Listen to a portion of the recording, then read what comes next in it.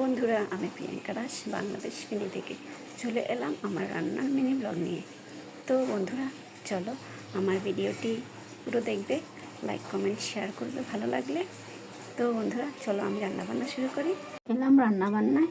দেখো, এগুলো হলো নাচ্চের শাক বা পাটের শাক, তোমরা যে যা বলো। আমরা কিন্তু নাচ্চের শাকও বলি, পাটের শাকও বলি। তো এখন এই শাকগুলোকে লবণ জল দিয়ে ধুয়ে নিচ্ছি। আমি আসলে সব শাকে লবণ জল দিয়ে একটু ধুই, যদি পোকামাকড় থাকে তো সেগুলো ধ্বংস হয়ে যায়। তো এভাবে কচলিয়ে কচলিয়ে শাকটা 3বার করে ধুয়ে নিলাম। তো এরপরে আমি জলটা ছেঁকে আমি শাকগুলো কেটে নেব। আজকে আমি শাক দিয়ে মসুরির ডাল দিয়ে একটা রেসিপি তৈরি করব, তো আর রান্না করব। তো এই যে এখানে ডালগুলো ধুয়ে নিলাম। ডালগুলো ধুয়ে আমি কিছুক্ষণ ভিজিয়ে রেখেছিলাম। এখন আমি ডালটা বসিয়ে দেব।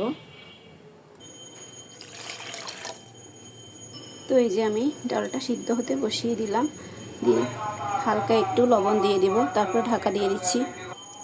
তো আমি একটু নুন দিয়ে দিলাম, এখন ঢাকা দিয়ে দেব এটা সিদ্ধ হওয়ার জন্য। এদিকে আমি শাকটা কেটে নিচ্ছি।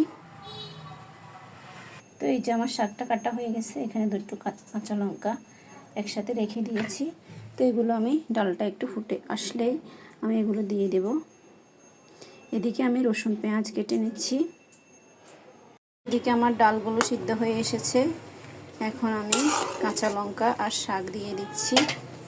এই যে শাকগুলো কেটেছিলাম, তো দিয়ে দিচ্ছি শাকগুলো। এখন আমি ভালোভাবে নেড়েচেড়ে এগুলো মিক্সড করে দিচ্ছি। তারপরে আমি ঢাকা দিয়ে রাখবো আবারও কিছুক্ষণের জন্য, সিদ্ধ হয়ে যাওয়ার জন্য। তো এদিকে আমি রসুন পেঁয়াজ কেটে নিয়েছি। এই যে পেঁয়াজ রসুন দিয়ে শাকে বাগার দেব।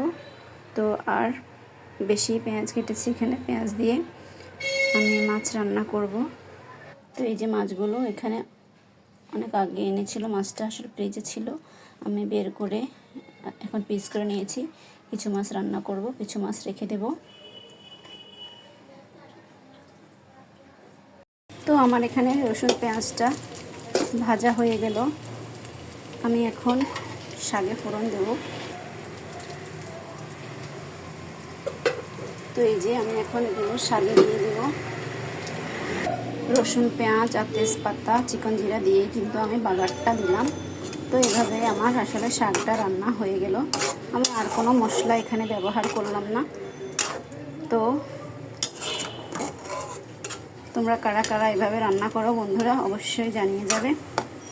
আমার থেকে কিন্তু এই রান্নাটা খুবই ভালো লাগে। তো আমার এই রান্নাটা প্রায় হয়ে গেছে। তো এটা আরেকটু ফুটে আসলে আমি নামিয়ে নেব।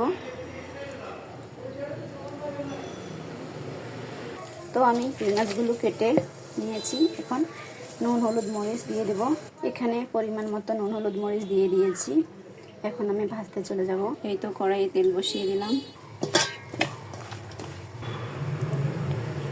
তো এই যে নুন হলুদ মরিচ ভালোভাবে মাখিয়ে নিলাম। তেলটাও গরম হয়ে এসেছে, এখন মাছগুলো ভাজতে দিয়ে দেব।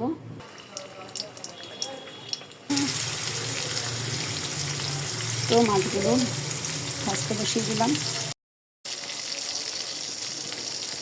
আমার এখানে রান্না হয়ে গেল। সিলে আলু ভাজি করলাম, আর এই যে রুই মাছের ভুনা করলাম। তো আর ডাল দিয়ে নাচ্চের শাক।